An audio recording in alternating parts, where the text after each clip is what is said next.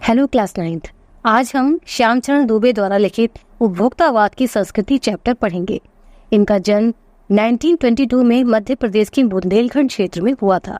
इन्होंने नागपुर विश्वविद्यालय से मानव विज्ञान में पीएचडी की और भारतीय समाज के सबसे आगे रहने वाले वैज्ञानिक रहे।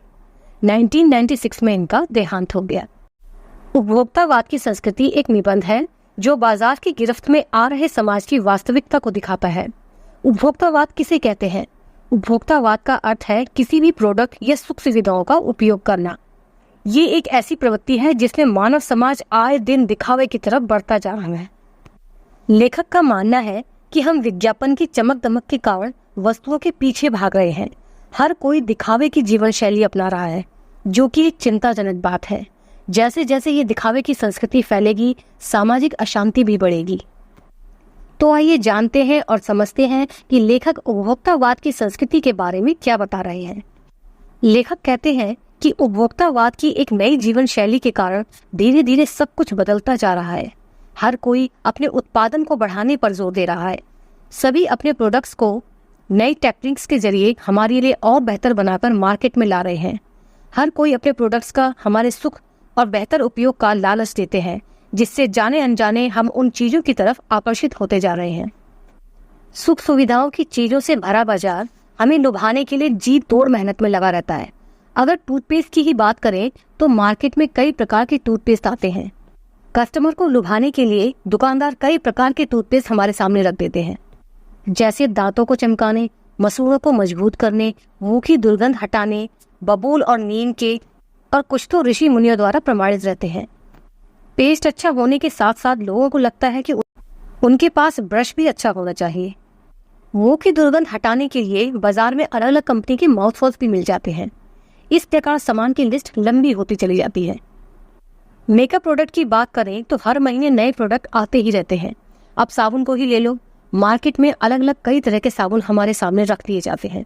हल्की खुशबू वाला, तेज खुशबू वाला, तरोताजा रखने वाला, पसीना और जर्म्स हटाने वाला, यहाँ तक कि गंगा जल से बना साबुन भी है।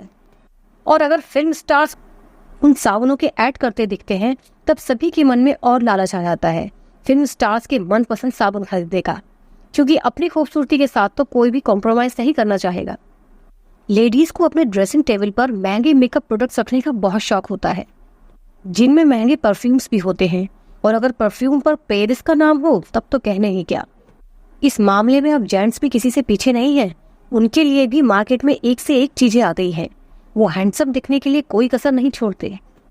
इन्हीं सब महंगे प्रोडक्ट्स को खरीदने में लोग अपनी समाज में मान प्रतिष्ठा और हैसियत का दिखावा करते हैं। इन चीजों से हटकर लेखक अब कपड़ों की बात करते हैं कि जगह जगह एक से बढ़कर एक बुटीक खुले हुए हैं। बाजार में ट्रेंडी और स्टाइलिश महंगे कपड़े हर किसी को अपनी ओर आकर्षित करते हैं। फैशन में लोग इस कदर डूब चुके हैं कि पिछले साल के ही कपड़े लोगों को पुराने फैशन के लगने लगते हैं। उन्हें पहनने में उन्हें शर्मिंदगी महसूस होती है। अब घड़ी को ही ले लो, जो सिर्फ समय दिखाने का ही काम करती है। ये 400-500 में मार्केट में आसानी से मिल जाएगी। लेकिन बात हैसियत दिखाने की हो तो 50-60 हजार से 1.5 लाख तक की ब्रांडेड घड़ियां भी खरीदी जा सकती है।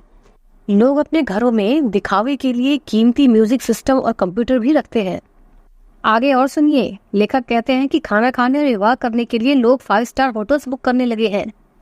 यहाँ तक कि 5 स्टार हॉस्पिटल की सुख सुविधाएं भी आपको अपनी ओर आकर्षित करती हैं।